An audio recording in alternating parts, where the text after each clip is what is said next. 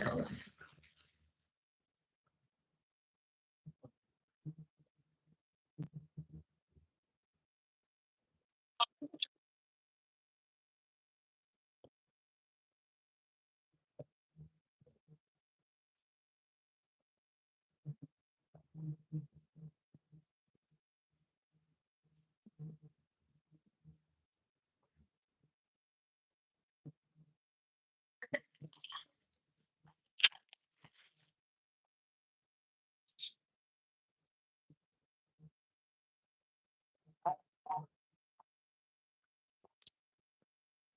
know, come see the stars, man. Stars in the city. Damn, what up, man? Yeah, man. Going on the year tonight, man. Ain't about trying to lock in, man. It's good. I got the little prices, man. Just see my deal and trying to lock in.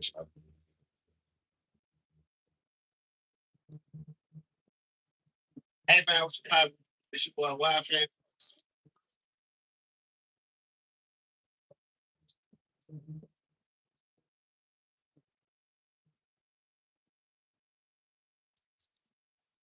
I made him a bottle of it. Okay.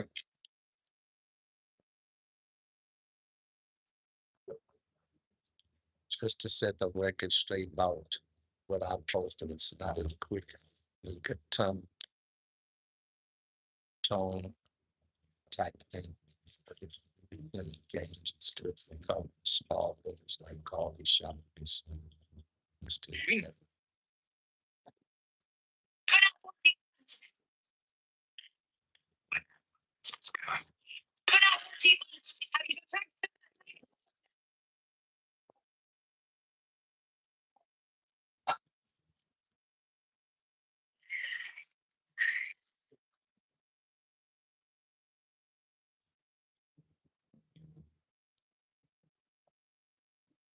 What up, people?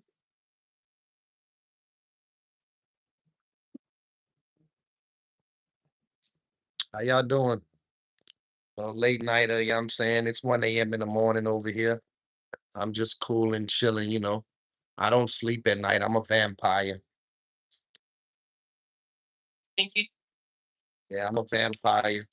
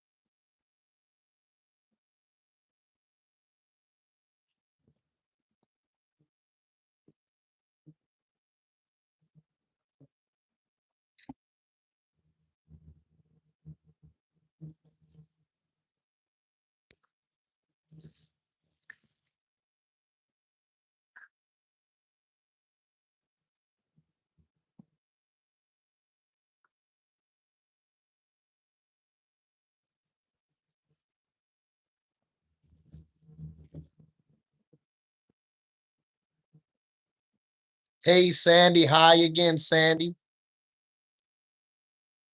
I just felt motivated and persistent and consistent.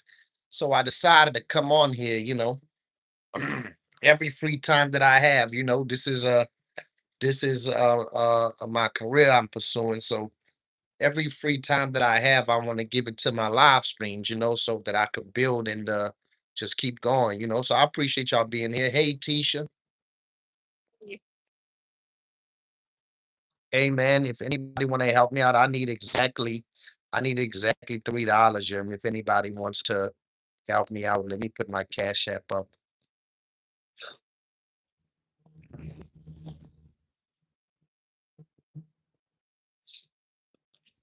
What up, man? What y'all got going on?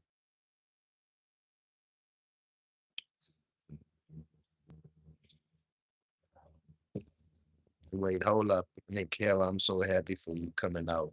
and showing off your boyfriend. I'm so proud of you. Yeah, what up, man? If anybody want to help me out, I need a couple of dollars. You hear me?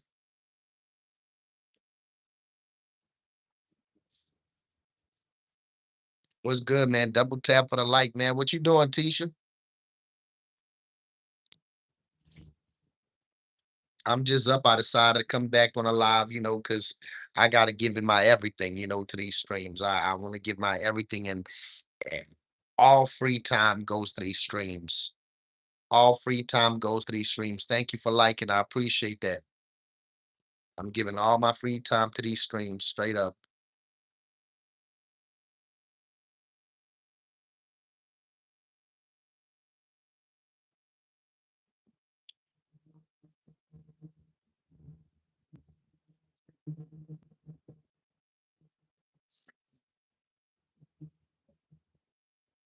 Hold on. I don't know what homie talking about, but homie need to, let me just show you this. I don't know why the LGBT community be coming at me, bro.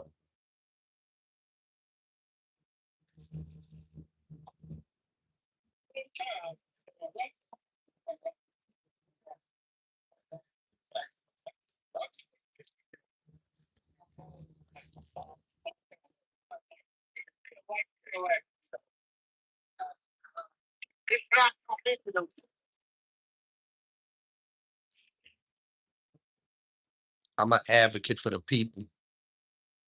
I'm the advocate for human beings.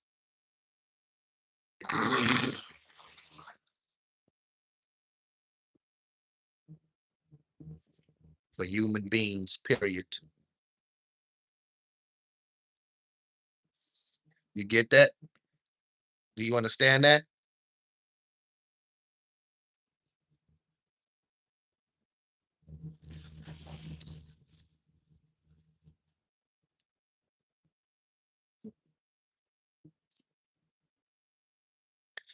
Cannon just sliced the palm of his hand with the eyebrow razor.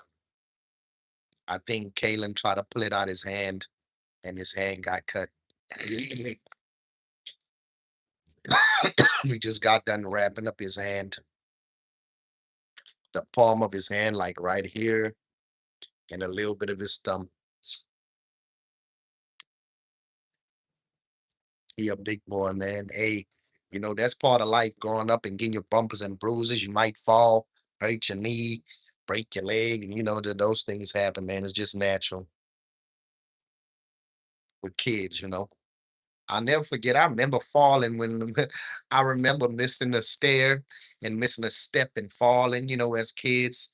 I remember those stumbles and things we see happening to these kids. I remember these things happening to me. I remember when me and Aisha was like 5 and 6 years old. I remember we used our dad's razor and went to shaving ourselves, and we were just burning right here from using our dad's shaver. It felt like fire, but really it was the cut.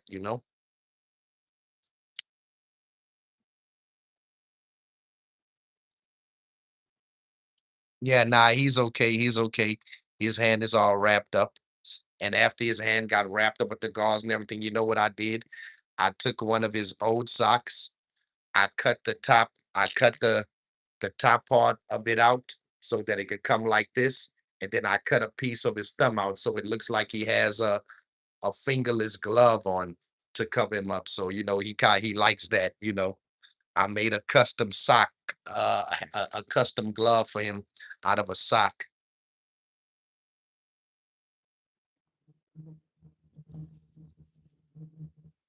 Yeah, that's what I did.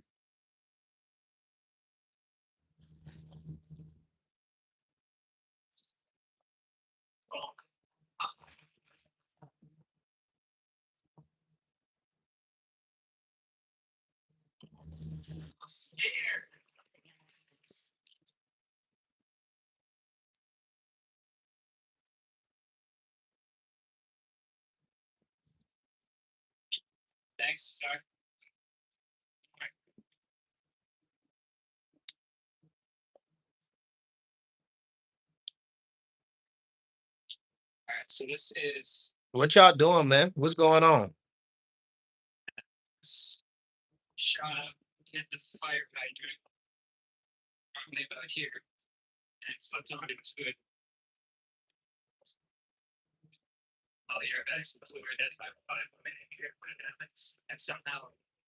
Troops to the region.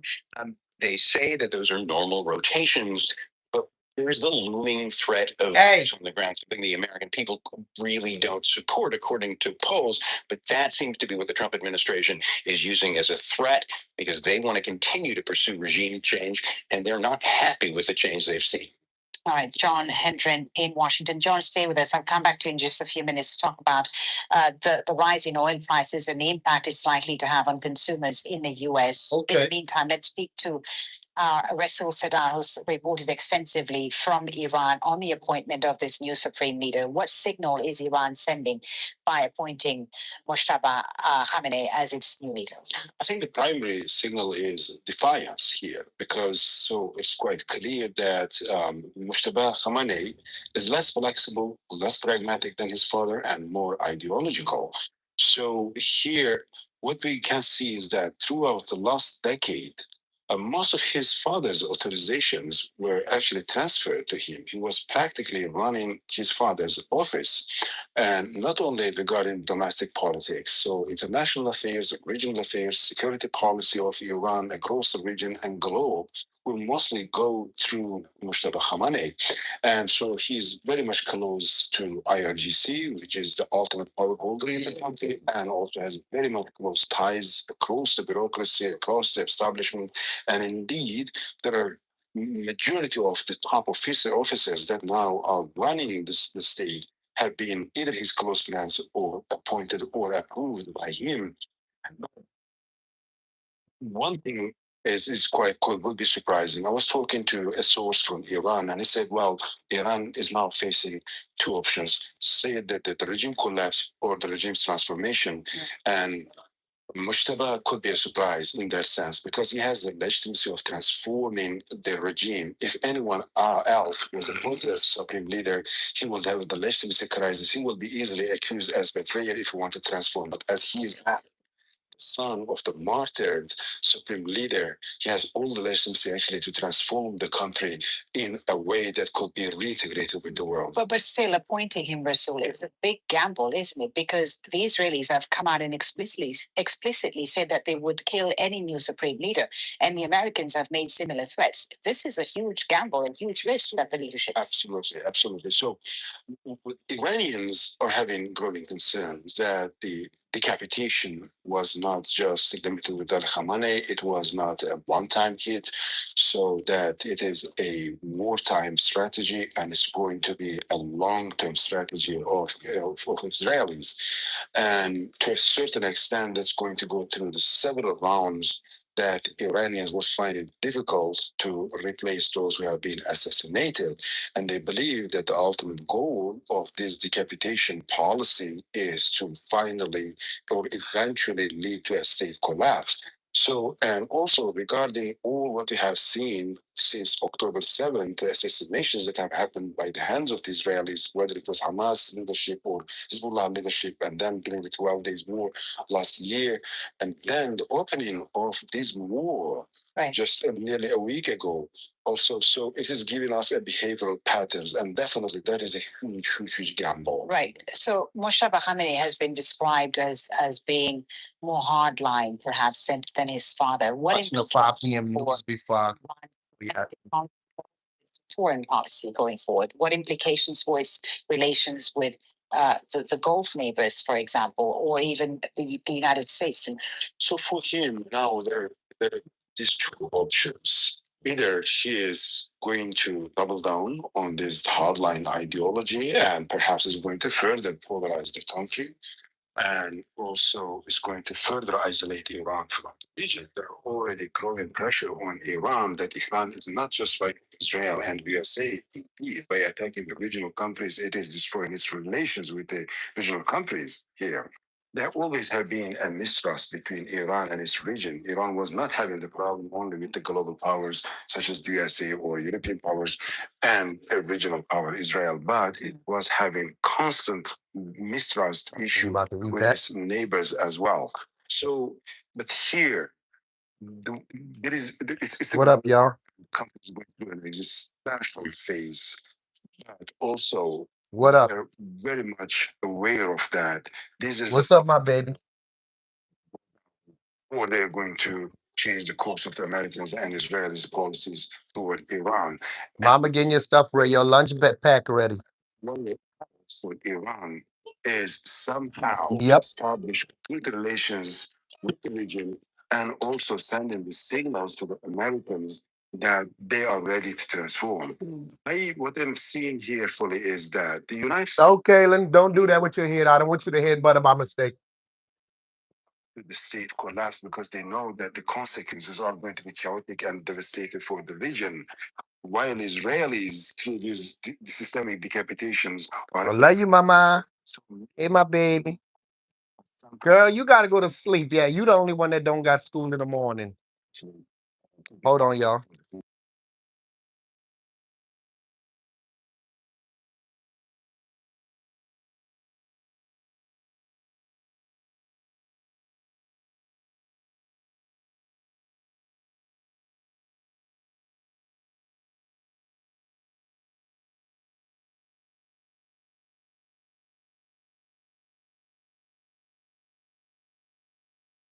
June here in Doha for the latest. First of all, the attacks on Bahrain. Apparently, an oil refinery there has been targeted, Mohammed. What more do you know? Yeah, that's right, Folly. Let me tell you what we're just hearing from the Bahrain news agency.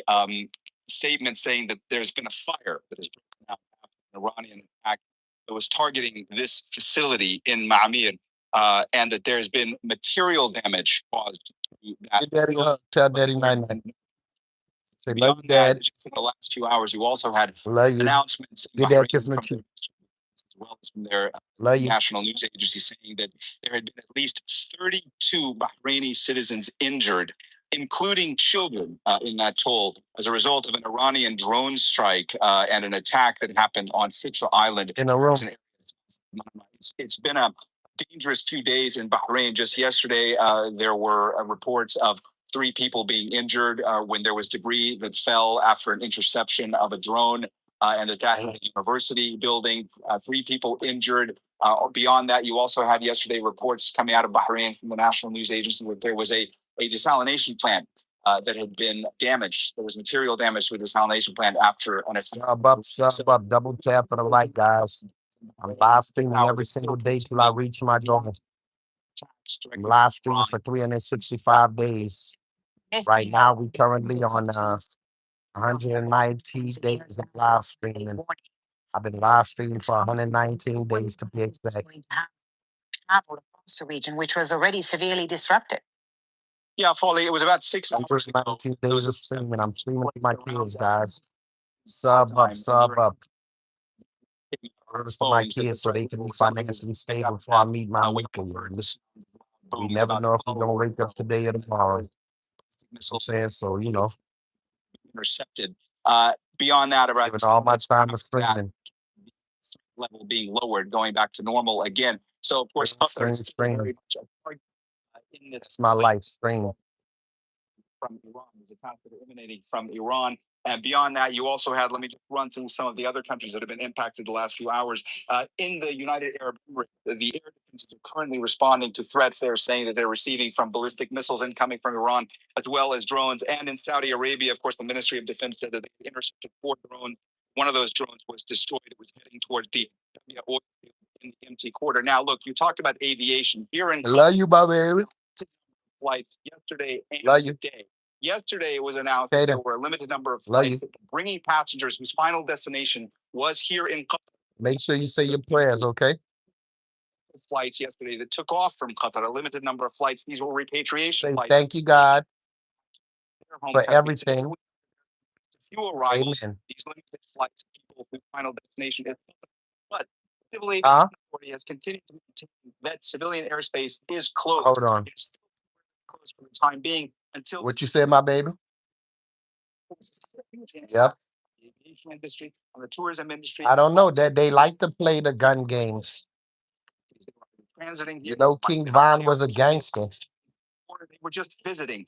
Many of them still in the region waiting to be taken back to their home countries. One of the problems is that the countries who have announced these past several days, many of them, when they try to start flights up again, they are usually delayed or canceled because of this constant threat of drones or missiles emanating from Iran heading to these countries. So many of those flights, even when they plan to try to start them up again, they do get delayed. That has not been the case here in Qatar. These limited flights have come in and they've taken off as planned. But the fact of the matter is, it's still a very tenuous, very volatile situation, and that's going to have a huge impact on the aviation industry in this region for the time being. Foley? Mohammed, thank you for the update. That's Al Jazeera's Mohammed Jamjoon reporting live from here in Doha.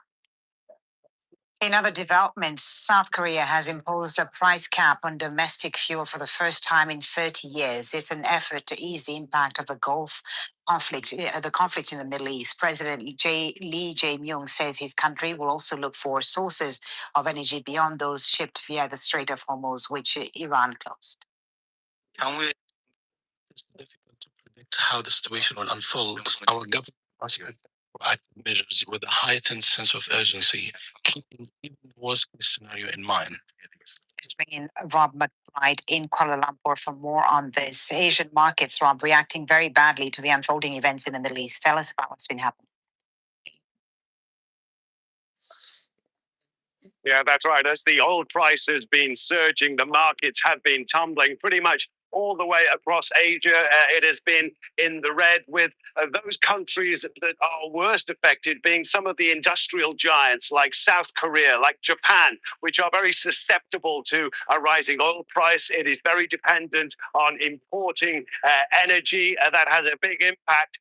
And so that's where we've seen the biggest losses on the markets. The Nikkei index, for example, in Tokyo, that lost a full 7%.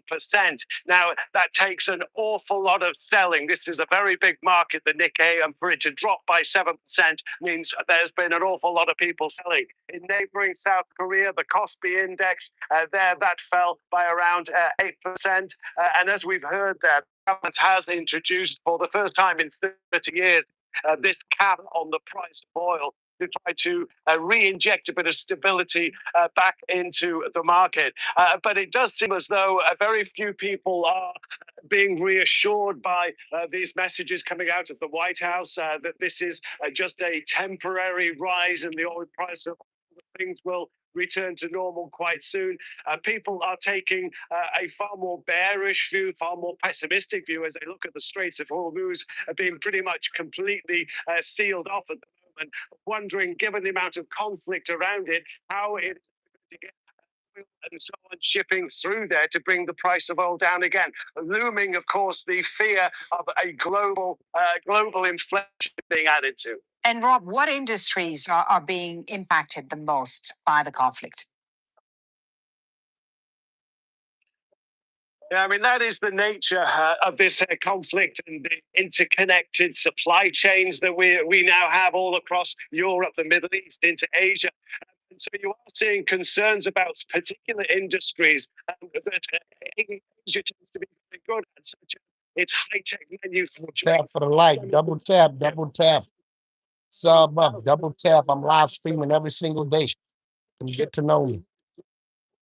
And there's a real concern that some of the raw materials that are used in the production of these semiconductor chips could also be affected. So there are real concerns about the possible knock-on and not only specific industries here, but being affected. Inflation, surge in inflationary pressures, which reduces the affordability for everybody. All right, Robert, in Kuala Lumpur, thank you very much for that. Prices going up.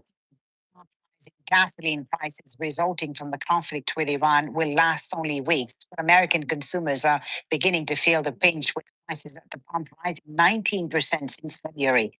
Last month, a gallon of regular gasoline cost an average of $2.89 across the U.S. A week ago, just as the war began, the price rose to $2.98. And today, gasoline has spiked to $3.45 a gallon, up 47 cents since last week. And as long as the war continues, prices are expected to keep rising. Let's bring in John Hendren once again in Washington, D.C. John, so fuel prices, of course, are a very sensitive issue for American consumers. With markets in Asia reacting sharply, how much concern is there in the U.S. about the impact on household budgets if the conflict strikes on?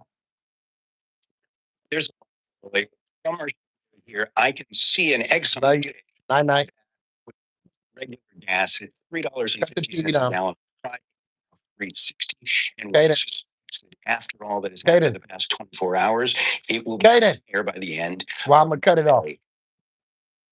Maybe on the battlefield. He's on defense here at home. Cut the TV down.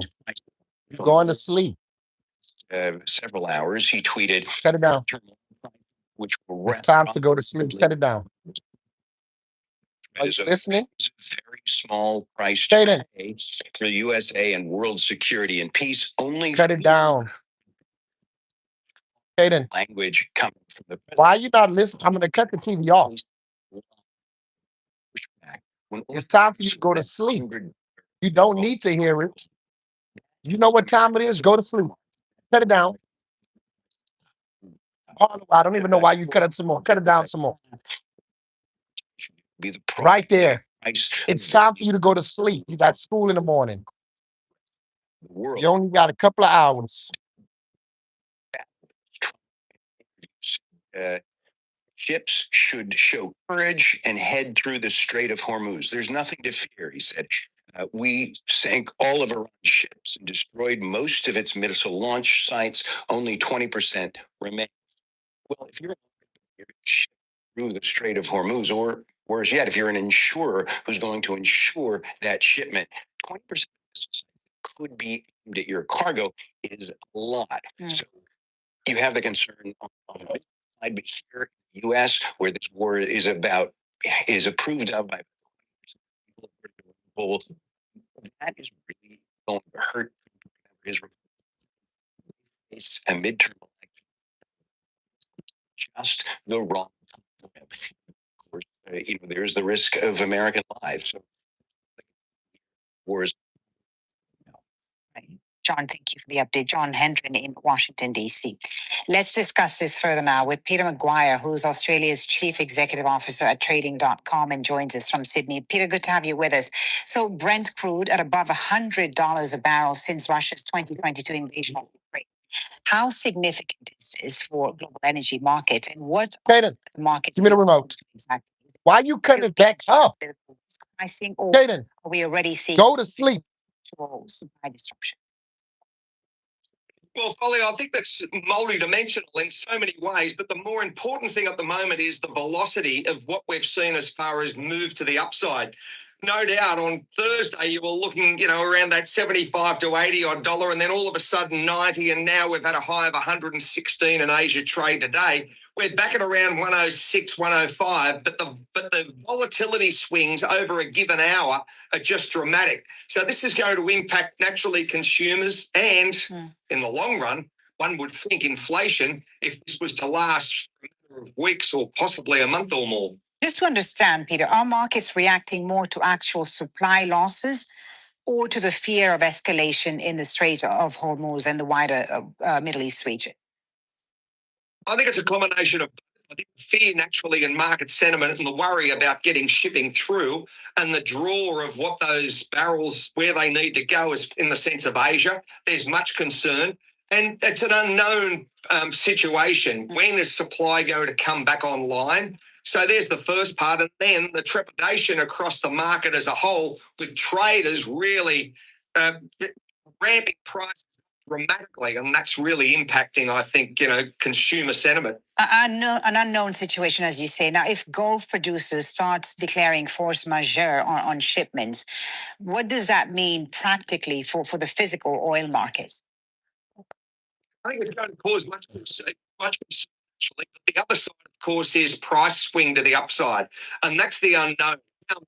We had 25% up today, or 27%, I think, was the high, and we've only in the trading day in the sense Europe and naturally the US have got to come on market. But that swing, we could see moves of 30% or more in a session. So I think the issue at the moment is if there is force majeure, then you're going to see a big spike to the upside and maybe 140, 150 is very achievable. All eyes, of course, on the US right now. Do you think US shale production ramp up could quickly enough, if it happened quickly enough, do you think that could offset some of this shock? Well, it'll offset a little bit. There's no doubting that. And America is the number one producer in the world at the moment, fully and by a long way. But it does take time. And you don't just flick the switch and on it goes. You're talking about a lead time, and that's going to take a matter of weeks, if not month or more, to really get and harness all that extra production. So it all takes time, and that's what the consumer doesn't have at the moment with the what's happening at the pump. Yeah, the Financial Times is reporting, Peter, that G7 finance ministers may discuss a coordinated release of crude from strategic reserves through the International Energy Agency. How effective could that move be in calming markets, given the scale of disruption we're seeing right now? Well, SPRs, as far as that would calm the market to some extent, and that's very mindful. And one would think that would help consumers and also market sentiment. I think it'd strip out a little bit of volatility, and it's just the way it's positioned and the way that that's enacted. So it's very much a wait and see to see if the governments are prepared to move along that strategic footprint, and if they are, how the market's going to interpret it. That's one thing it does, Folly, and that's called price. Yeah. Looking ahead to the next few weeks and months, do you think, Peter, the market has already priced in the worst case scenario, or could we still see another major spike? What variables are going to dictate the market response in the coming weeks and months, do you think? Well, it's only about day 9 and it doesn't seem to be losing any steam. The whole situation seems to be an actual fact from a viewer from Sydney. I'm seeing it actually increase. So, yes, I do think you're going to see these swings and large, I suppose, explosive moves to the upside, very achievable in the short to medium term. And if this was to last a matter of weeks, I'm sure that you'll take, as I said, 140 to 150 out because it's not a long way to go when you see 25 and 30% moves in a trading session. All right. So finally, Peter, which sectors will benefit from these kinds of geopolitical oil spikes and which sectors are at risk here? Well, you've got to worry about if you're looking across the framework as far as banks, what happens is, the actual the indices themselves, and that's been demonstrated with the likes of NASDAQ down nearly 2% in today's trade on the futures. So looking at technologies, the winners are going to be naturally what's happening as far as energy producers and I think all of those supply chains. So one's got to be strategic in their investment portfolio and look at and see how quickly things move to the upside and be across a broad range of, I suppose, investment opportunities. Peter, thank you so much for talking to us about this. Thank you for explaining it so well for us. Peter Maguire is Australia's Chief Executive Officer at trading.com and was joining us there from Sydney. Thank you so much for the time.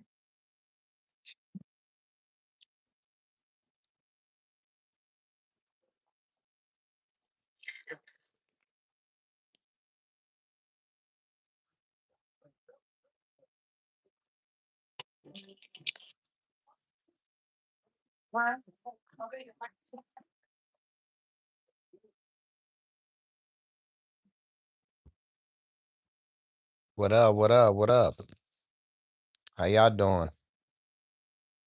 I'm cool and just chilling. You heard me?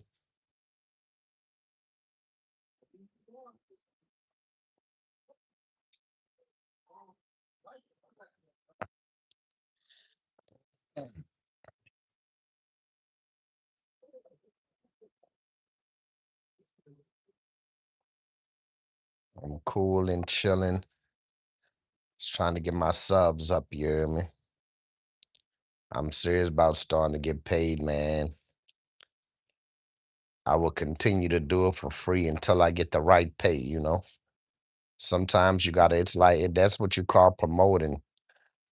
Sometimes you gotta work for free just to get what you want, just to get what you deserve. You feel me?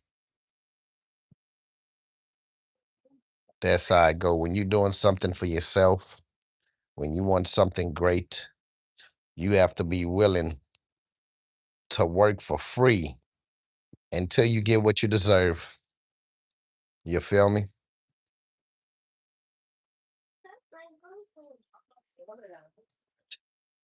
Is to destroy the missiles at source in their storage depots or the launchers which are used to fire the missiles. The United States has requested permission to use British bases for that specific and limited defensive purpose. We have taken the decision to accept this request to prevent Iran firing missiles across the region, killing innocent civilians, putting British lives at risk, and hitting countries that have not been involved. The basis of our decision is the collective self-defense of long-standing friends and allies and protecting British lives. That is in accordance with international law, and we are publishing a summary of our legal advice. Wow. Wow. There's nothing, Kate. Mind your business. Stay out of grown folks' business. Trying to be a family therapist when it comes to me and my family business. But what you're not going to do is slander my brother or try to act like you want to use his name when you need a new trick in the motherfucking circus. We're not doing that. Pay attention to the narrative. Pay attention to what is true. If my brother couldn't get these people to come to terms with their own illness, only God is going to be able to do that. And we are not in a rush for it, okay? Sit back and watch the motherfucking show. Like I said, it's my life and your entertainment. And we don't need any extra pieces. Don't be tagging my mom. Be tagging me. We see it. We know what's going on, and God does too. So just pay attention to what's true. What's time?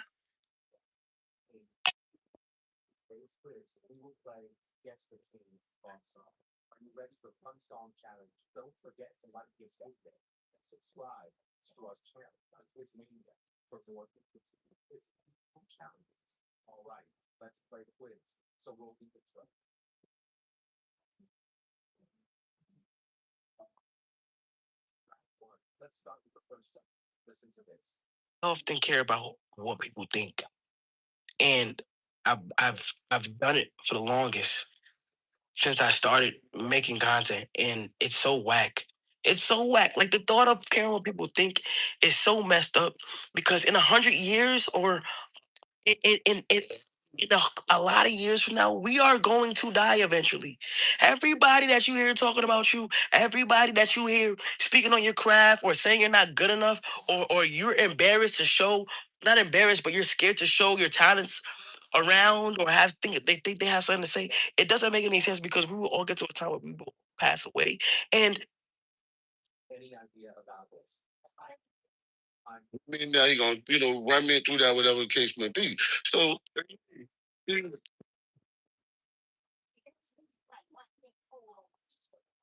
What's going on, guys? I'm cool and chilling tonight. What y'all got going on? you say these things. yeah, Me personally, then it- yeah, just ask them what I told them. paperwork. Yeah. And then it'll tell you who to for. You see what I'm saying? I need to know out here there. All right. The truth. That's what the fuck it is. It's a try to put on anything.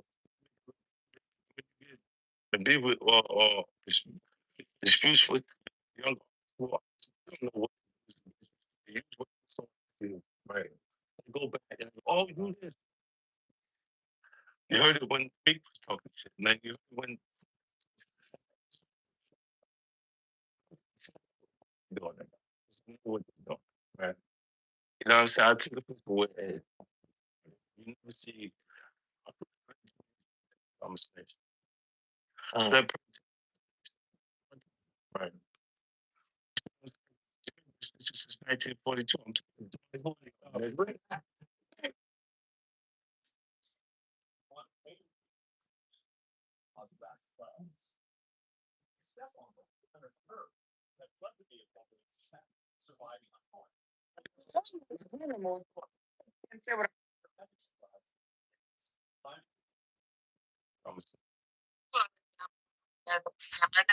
How you doing? This Natalie Anderson. I called. Kaden, fix your pillow. Lift your pillow up. Don't sit on it. Your head is supposed to go on it. No, fix it right. The cyber talking has been. Wait, hold on. Let me And finish. lay down. The cyber talk. And I don't do people wrong. I just retire.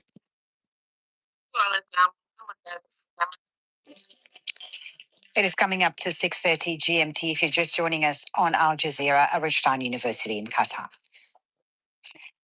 Now, in Israel, air raid sirens sounded across Tel Aviv overnight after Iran launched a new wave of missiles towards Israel.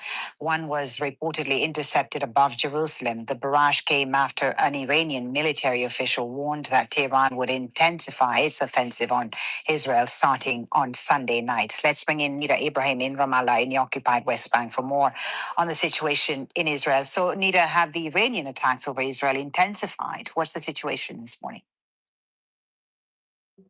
Well, we cannot say that they intensified if we compare them to the last few days that we've been seeing multiple waves making their way from Iran and Lebanon into Israel. We can roughly estimate that 4 to 5 salvos of rockets have been fired since midnight.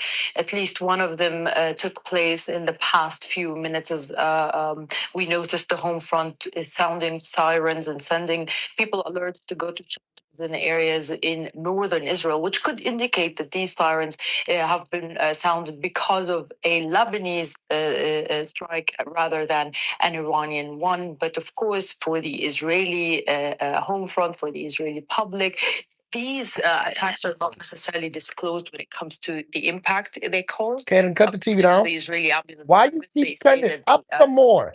Kaden, why you keep cutting it back up? Cut it down 2 more. 2 more. It's time for you to go to bed. Cut it down some more. People showing Kaden, damage to. it's 2 o'clock in the morning. Cut it down. I could suggest Go to sleep. This is an attempt to show a little bit of damage, but hide behind it. Don't cut it up no more. Is actually happening to military sites, to strategic sites. These are some of the conversations that are happening in amongst Israelis. Is that maybe there is damage that Israel is not willing or intending to disclose, and that damage is related to security facilities, to army sites, to strategic locations within Israel. So we don't expect to get any clarity or independent verification on that. Again, it's a state of war, but we should read into what the Israelis are leaking and why now. And what are the Israelis saying, Nida, meanwhile, about the new supreme leader in Iran?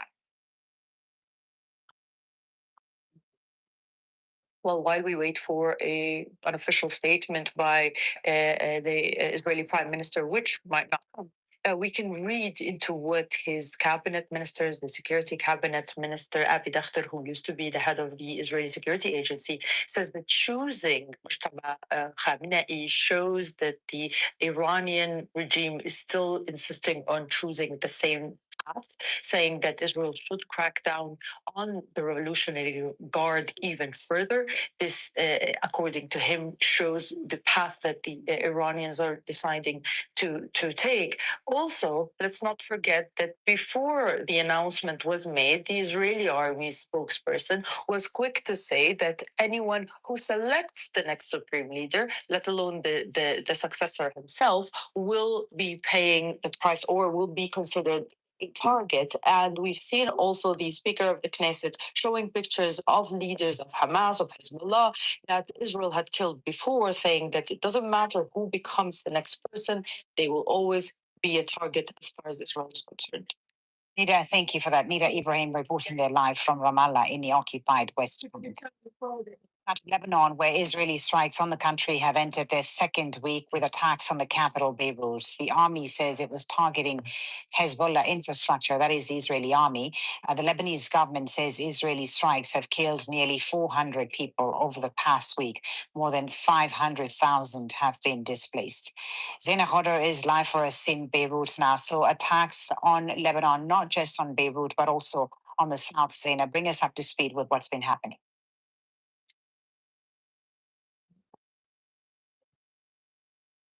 Israel's military operation is continuing. It is escalating. The strikes are intensifying. Over the past 24 hours, multiple locations across southern Lebanon came under fire, came under attack, buildings destroyed, families trapped under the rubble, the humanitarian crisis only growing. Before dawn, the Beirut southern suburb behind me again targeted, hundreds of thousands of people unable to return to their homes. It's not just their homes that they can't return to, their livelihoods. Many people have businesses in the southern suburbs of Beirut. Bakeries, shops, mechanical shops. If they don't work, they're unable to put food on the table at the end of the day. And then there's a government which is cash strapped, unable to provide for the more than 500,000 people who have been displaced by this crisis. And that is a conservative figure because these are the ones who have registered on the government platform. So a government which needs international support, but what we understand from different UN agencies is they too are struggling because this year there has been a sharp reduction in the UN budget. So the country needs international help. There's a rising casualty toll. The health ministry saying that 394 people have been killed, but that number was released. Double tap for the like, sub up. Sub up. Among them, 80 children killed in the past week, and at least 40 women as well. Paramedics as well have come under fire. With Stand up, sit up, these are civilians, not and do it. targets. The Israeli Put your hand around there. You strong. uses paramedics to transfer weapons and fighters, but human rights groups say these are apparent war crimes. They did happen in the last major Bring it here.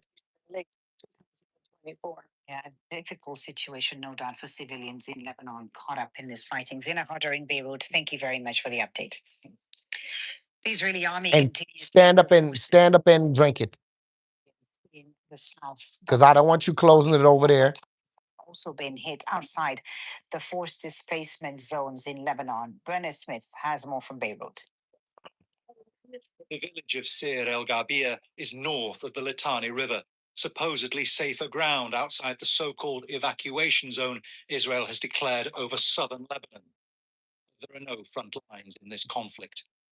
19 people, including women and children, were killed when an Israeli airstrike hit here on Sunday morning. No evacuation order was given in advance. It's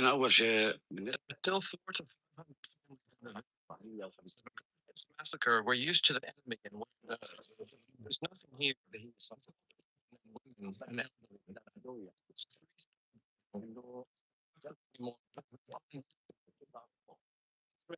Continue to strike targets in Beirut's southern suburbs.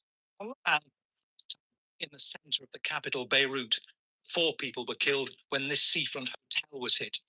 Israel says it was targeting members of Iran's Quds military force. The hotel are full of people displaced from southern displaced Lebanese living in schools or other empty buildings. At this church, migrant workers are being given shelter, often day laborers. If there's no work, there's no income. What? Of course, there is fear. There were many strikes where we were. Even the farm and the buildings where we used to work were destroyed. Thank Come on, God it's time to go to sleep. we came only on the motorcycle. It's time to go to sleep, baby. Right, and the bomb Iran, where my husband used to work overtime, the place also. So we're on our way. We came here. We were afraid, that we might lose our lives there. So no God can take us, to bring us here. So we are really afraid about it. More than 50 Iranians, including some diplomats, were flown out from Beirut. Okay, then lay right on your pillow. I don't want you sitting up. I want you laying down, going to bed, and going to sleep. And its visa requirements on Iranians entering the country. Huh? What it's looking at is an enforcement commitment to disarm Yep. Hezbollah and Love you, my boy. sparking sectarian Love you. fatigue. Sweet dreams. Yep. Has launched waves of ballistic missiles and drones right across the Middle East after Israel and the US launched their attacks on February 20. While most have been intercepted, some have hit military and civilian infrastructure. But Iran's main target, Israel, is hardest to reach. Umi Kulsum Sharif explains. Iran has launched hundreds of ballistic missiles towards Israel since the conflict began. Now, the distance between Iran's capital, Tehran, and Tel Aviv in Israel is about 1,600 kilometers. Now, Iran does have missiles that can cover that distance, but they need to transit other countries, which makes striking Israel a challenge. Let me explain. Let's say Iran launches dozens of missiles towards Israel. They travel through Iraq and Syria. They could also go over Saudi Arabia. But what could happen in Iraq, where you have US military bases? You have the American Patriot system that engages and destroys these missiles. So let's say we've lost some of these missiles out here. The ones that are remaining then enter the Syrian and Jordanian airspace. And by then, you have the Israeli air defenses that engage and destroy these missiles. Now we have Jordan also that helps Israel intercept incoming projectiles. Now we have the missiles entering the Israeli airspace, and then they are targeted by US warships that are stationed here. Remember, the US Navy has a significant presence in the Mediterranean Sea. And finally, we have the missiles when they are inside the Israeli airspace. They are targeted by a multi-layer air defense system that includes the Iron Dome, the David Sling, and Arrow system, apart from the American THAAD air defenses. And despite all of that, you have Iranian missiles that are actually hitting targets inside Israel. The time taken for a missile from Iran to reach Israel is about 10 to 12 minutes. And this is the damage we're seeing inside Tel Aviv after an Iranian missile strike. At least 11 people have been killed in the past 9 days. President Donald Trump has denied the U.S. carried out a strike on a girls' school in Iran that killed 165 people. The attack in the southern city of Minab happened just hours into the joint Israeli and U.S. attacks. Human Rights Watch has called for the strike to be investigated as a possible war crime. Hamza Mohammed reports. This is what remains of the girls' elementary school in Minab in southern Iran. Most of the students were between 8 and 12 years old. Classes were underway on the first day of the US and Israel's attacks on Iran when a strike hit the building. More than 160 people were killed, their bodies overwhelming hospitals across the area. There were so many victims, excavators were brought in to dig their graves. Iran has accused the United States and Israel of carrying out the attack. This crime in Manab occurred while the global community speaks of civilization, speaks of human rights, speaks of the rights of children and adolescents. Yet before the eyes of the international community and in the silence of international institutions, this savage crime has taken place. The US military says it's investigating the attack. But President Donald Trump said Iran itself was responsible without citing any evidence.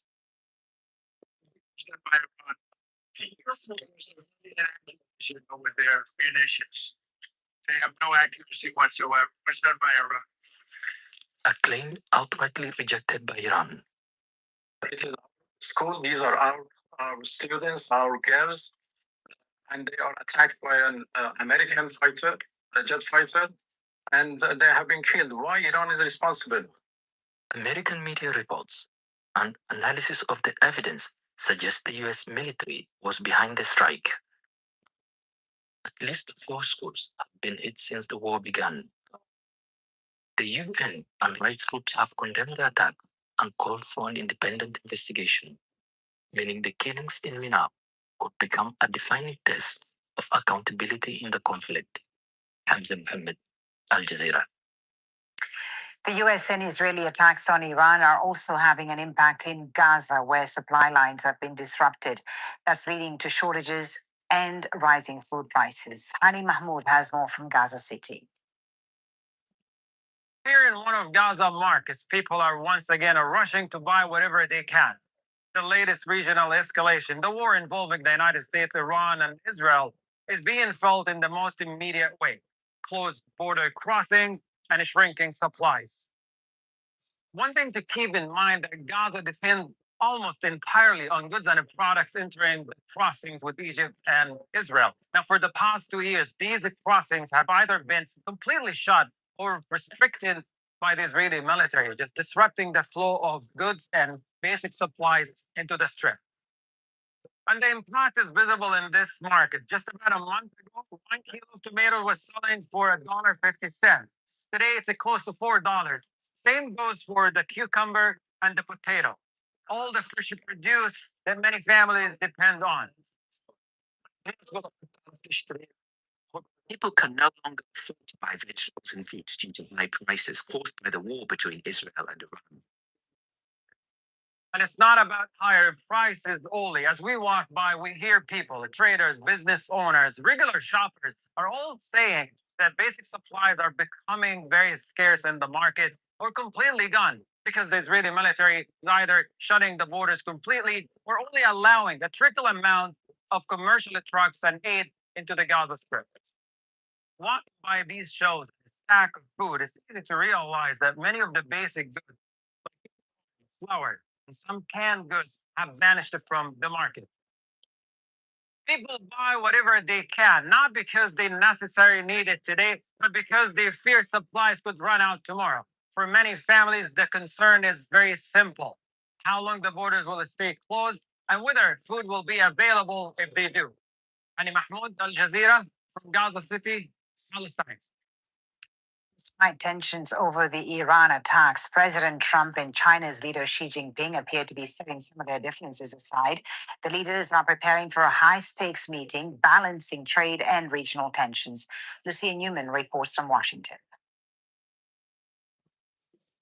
With missiles and drones flying in all directions in the Gulf, many fear the fragile truce between Beijing and Washington will crack. Trump calls China a malign influence. So I want to be nice to China, but China's been very rough with us over the years. Conventional wisdom would suggest that Beijing could be tempted to attack Taiwan on the assumption that the U.S.'s military resources are already spread thin.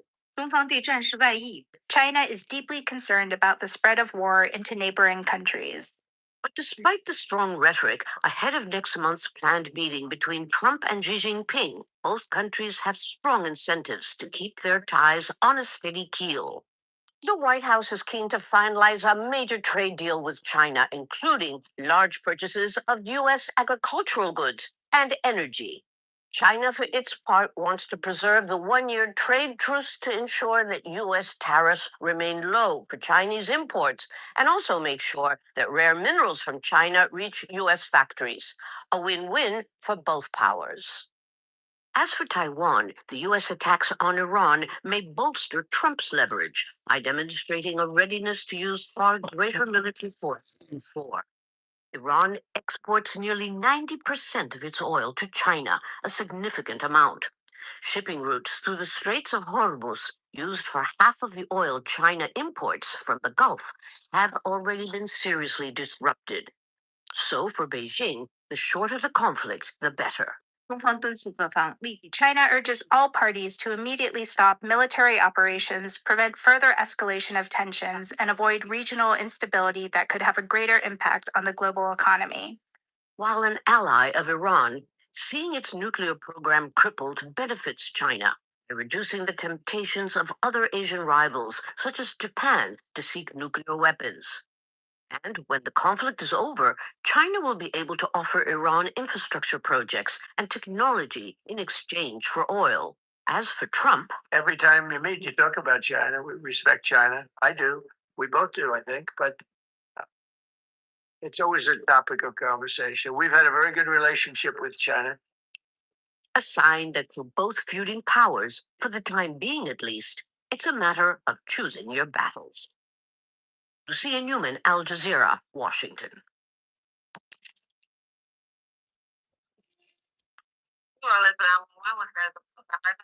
How you doing? This Natalie Anderson. I called about being cyber stalked earlier. I mentioned that I called the police in the past 3 weeks about the cyber stalking that's been well known.